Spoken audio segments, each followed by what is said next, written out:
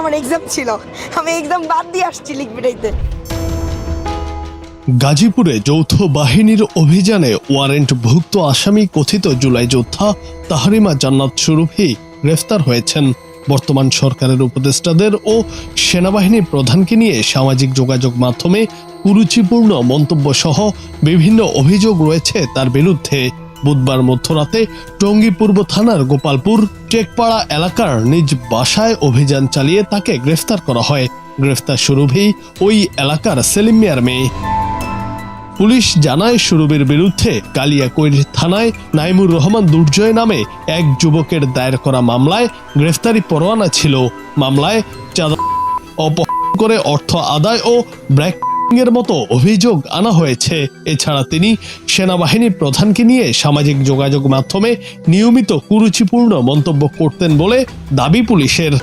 আমার এক্সাম ছিল, আমি এক্সাম বাদ দিয়ে আসছি লিখবিটাইতে। তাও আমি ওদেরকে দেখতেছি না। কুকুর পিছনে ঘেউ করে, কুকুর কখনো সামনে আসা সাহস করে না।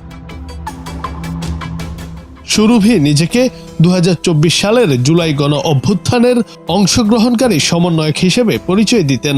অভিযান শেষে তাকে থানায় হস্তান্তর করা হয়েছে।